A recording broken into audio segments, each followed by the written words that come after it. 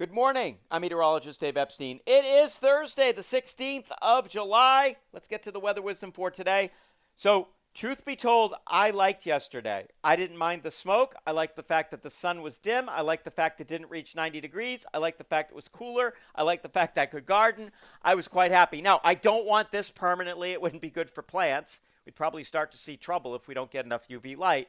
But we avoided a heat wave because of this. So there is a positive side to this. And yes, the air quality is not one of them. The air quality was not so great yesterday. And again, today, parts of the area have poor air quality. This mostly affects folks who have asthma or any breathing issues, although it may get a little worse this afternoon as another plume of smoke comes in. Temperatures today in the 80s. If we keep the smoke at bay a little longer, we could actually reach 90 degrees.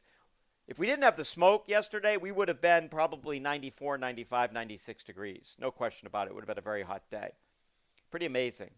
Boston started at like 79, 80 in the morning and got up to like 83. It was unbelievable this time of the year with the sun angle as high as it is to not have a temperature increase like that.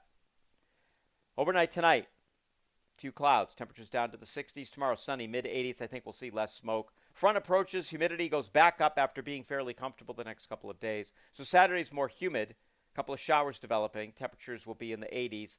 Then Sunday dries out in the afternoon as the winds flip around to the northwest, mid-80s, pretty warm. And Monday right now looking pretty nice as well. We are sponsored by Volante Farms in Needham for all your garden needs. Have a great morning, everybody.